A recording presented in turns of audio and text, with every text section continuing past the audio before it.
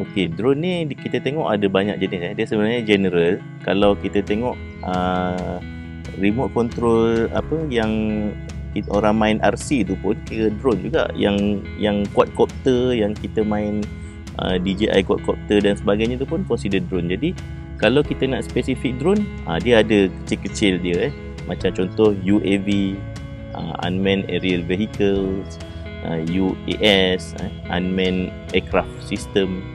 Jadi kalau kita nak definekan drone, dia tu adalah sejenis apa-apa sahaja kenderaan yang terbang yang tidak dipilotkan oleh manusia, maknanya dikawal oleh controller dari jarak jauh lah. Itu kita boleh consider sebagai maksud definisi ringkas drone lah.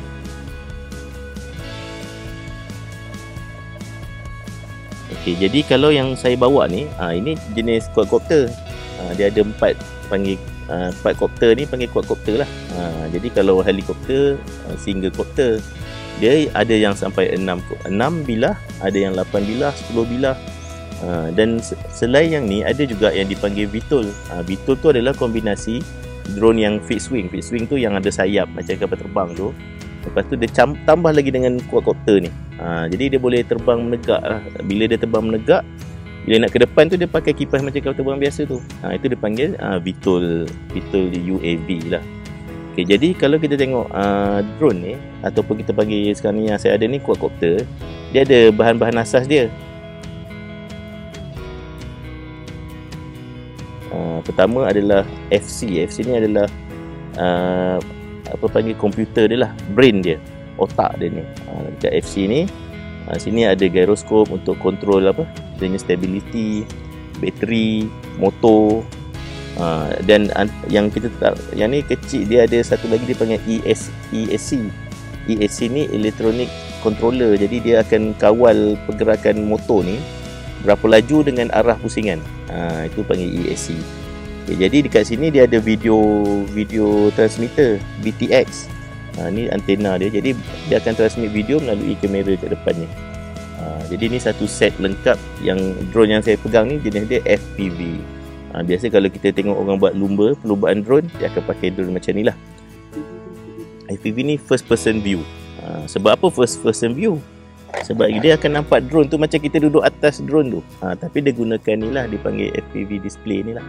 Jadi kat dalam ni kita boleh nampak apa yang depan kamera ni. Dia seolah-olah kita tengah bawa drone ni macam kita bawa kapal terbang lah. Jadi selain daripada tu, dia ada satu lagi dipanggil transmitter. Transmitter ni lah yang hantar maklumat kawalan kepada drone ni. Jadi transmitter ni biasa kita bindkan dengan controller. Controller ni nama lain dia receiver. Receiver. Jadi receiver ni yang kita kawal ke depan, ke belakang, nak pusing kan, nak pusing dan sebagainya. Tapi yang saya bawa receiver ni dia ada banyak lagi channel.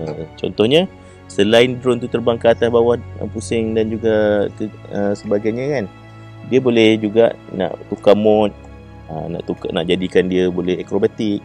Ataupun kadang-kadang kalau kita tengok drone yang boleh bawa muatan tu, dia boleh dropkan muatan guna satu switch. Kita boleh control segalanya dekat situ lah.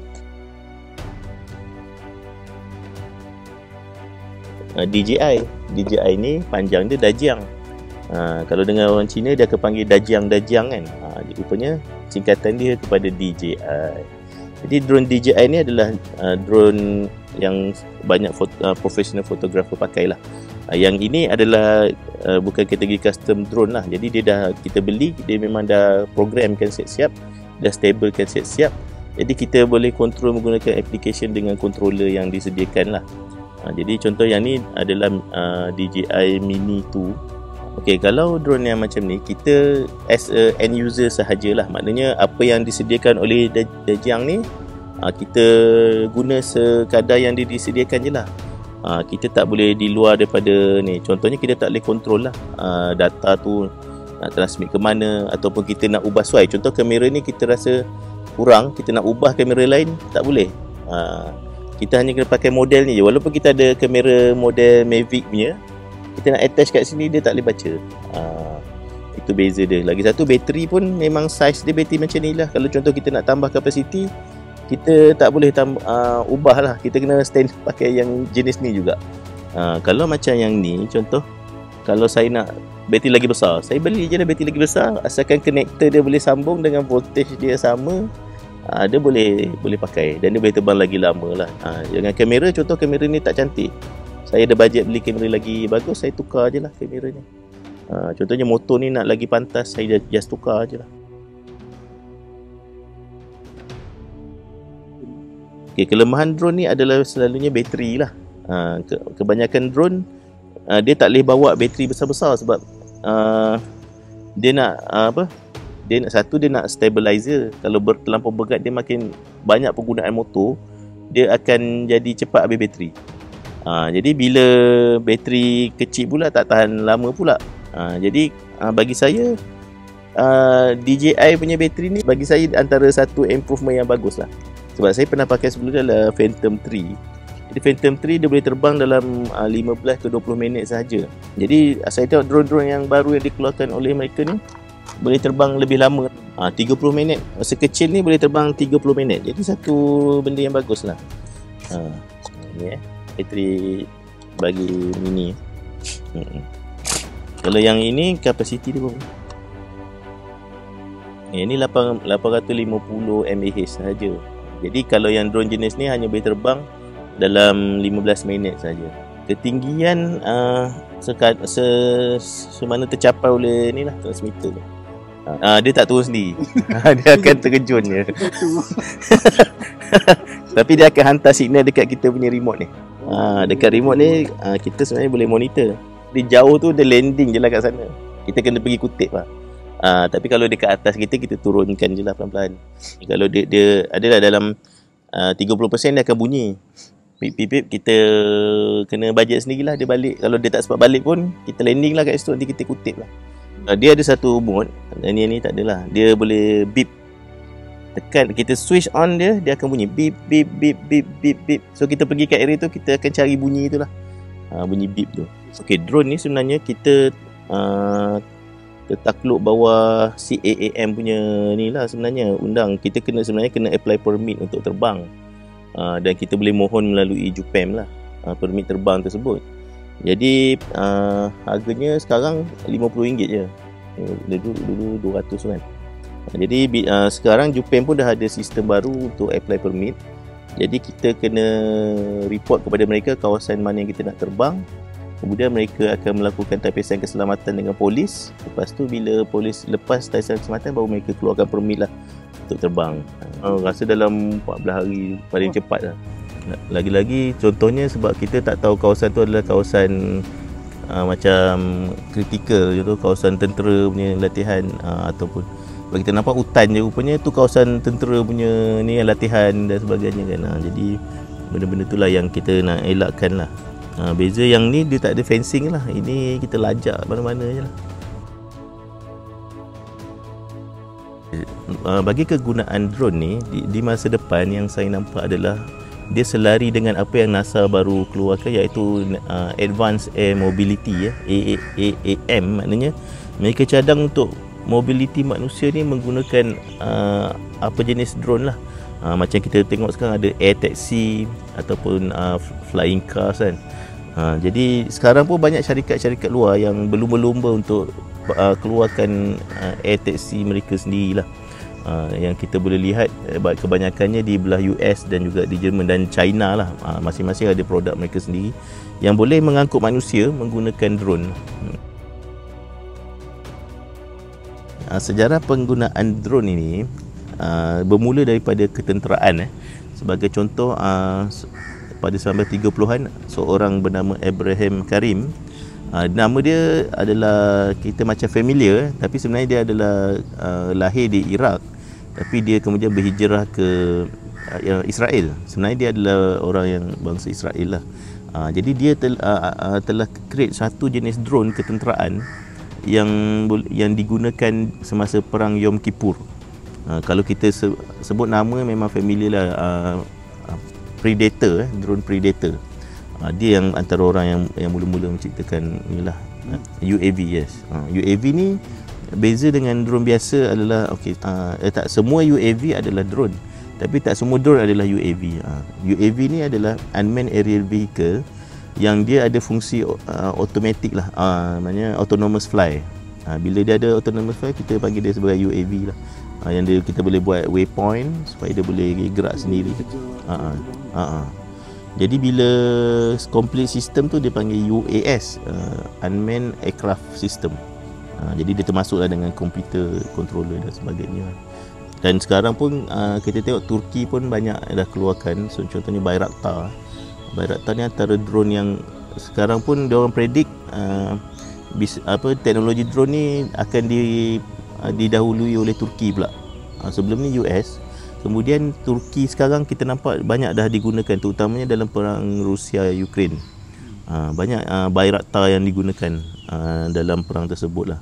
Kapal, yes, roket tu pun consider sebagai drone juga. Dah diprogramkan dan di-autonomouskan dia lah.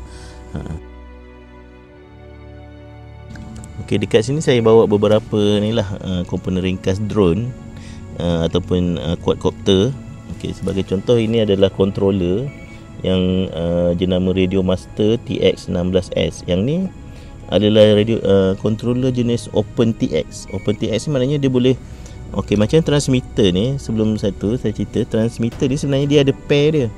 Contoh transmitter ni jenama FlySky. Okey, dia punya dia punya receiver ni ataupun controller ni mesti jenama FlySky. Baru dia boleh bind lah, istilah dia dipanggil bind, maknanya dia connect dua ni. Okey, tapi kalau kita pakai jenama lain, contohnya Futaba dan sebagainya, dia kena controller Futaba lah. Tetapi beza dengan Radio Master ni, dia boleh connect ke pelbagai jenis transmitter.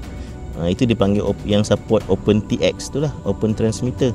Jadi dia boleh, contoh dia nak connect kepada FlySky punya brand ni, boleh. Kita pakai satu je. Kalau nak connect dengan jenama Futaba, boleh. Jadi tak perlulah nak beli setiap kali set tu kita nak beli transmitter dengan receiver sekali kan. Jadi dia makan cost lah. Bila kita ada satu yang ni, kita hanya beli transmitter sahaja dan kita bindkan dengan dia je. Tetapi dia tak boleh bindkan dengan jenis DJI ni. Sebab DJI ni dia proprietary lah, dia macam khas untuk dia je. Even controller dia pun dia pakai dia punya sendiri. Jenama DJI punya jugalah. Kamera device, sebab tu kalau kita nak custom kan, kita contoh kita nak tukar kamera lain, tak boleh. Dia hanya kena pakai yang jenis ni juga. Controller dia ni pun khas, memang untuk DJI je. Dia tak boleh connect ke OpenTX lah, sebab dia tak menggunakan komunikasi biasa. Dia guna apa yang dipanggil sebagai OcuSync lah. Dia punya teknologi sendiri. Yang ini pula dipanggil FPV display lah, first person view. Ini kita pakai dekat kepala supaya kita boleh nampak drone tu punya penerbangan daripada kamera yang berada kat depan ni. Jadi bila terbang tu, kita akan nampak macam kita tengah ada kat atas ni. Macam ni. Kamera sini. Ini kamera dia. Dan banyak lagi Contohnya kita ada buat juga drone jenis VTOL yang sayapnya saiz 2.1 meter. Yang tu kita gunakan untuk penerbangan jarak jauh lah. Yang baterinya boleh bertahan lebih kurang dekat 2 jam lah. Itu kalau kita nak terbang jarak jauh, biasanya kita akan gunakan itulah. Yang ni lebih kepada sukan lah, drone sukan, iaitu untuk drone racing. Yang ni untuk kamera lah, untuk fotografi dan sebagainya. Jadi jenis-jenis drone ni bergantung kepada fungsi dan kegunaan yang kita nak pakai lah.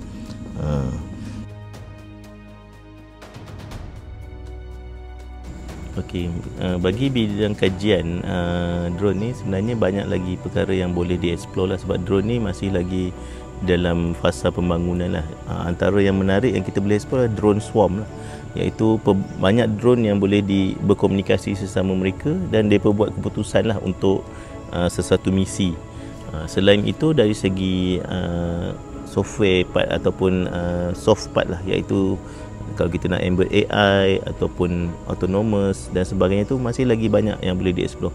Dari segi keselamatan pula, komunikasi antara drone dengan controller tu sebenarnya boleh ditambah baik lagi dari segi security lah.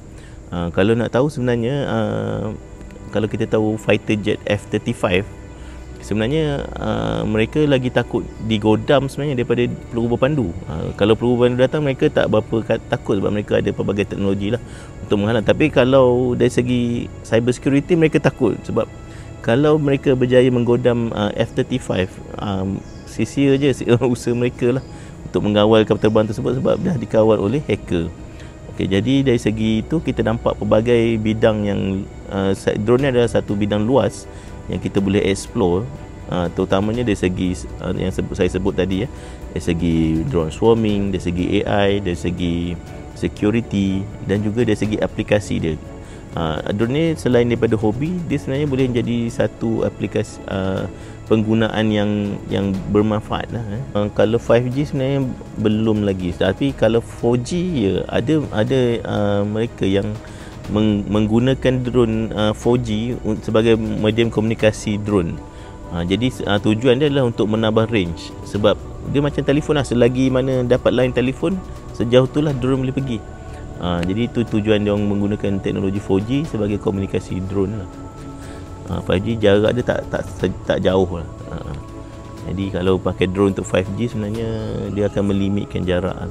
Dari segi tourism, drone juga dapat membantu pelancong sendirilah untuk mendapatkan footage-footage yang lebih menarik dan luar biasa lah. Sebab kadang-kadang kalau dulu tanpa drone, kalau kita nak dapat tangkap daripada tempat tinggi tu, kita kena pakai galah galah kan, atau helikopter.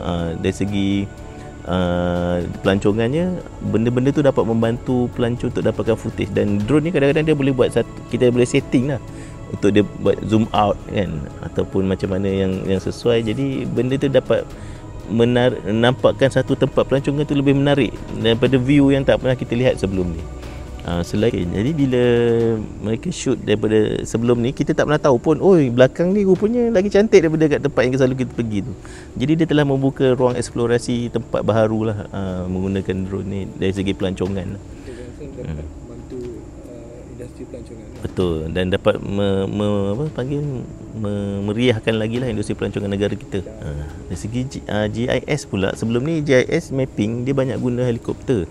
Jadi helikopter ni, bila saya tanya, kebanyakan mereka mengatakan helikopter ni okey, mereka boleh tampung kos tu, tapi yang mahal adalah gaji pilot tu. Diorang tak yang meninggikan kos helikopter lah nak bayar gaji pilot tu. Jadi bila ada drone ni, sebenarnya kewujudan pilot tu dapat dikurangkan lah, kos untuk pilot tu dapat dikurangkan. Untuk pemetaan, untuk segala jenis geografi lah, ataupun panggil muka bumi, bentuk muka bumi, dia juga ada melibatkan sampai ni tau, sampai mining pelombongan. Dia sampai pelombongan juga. Dia boleh cari mineral dalam bumi menggunakan GIS juga.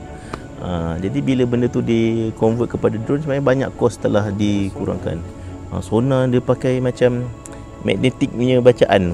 Dia boleh tahu, kawasan ni kuat magnetik ke? Mungkin ada Mars ke, ada macam mana.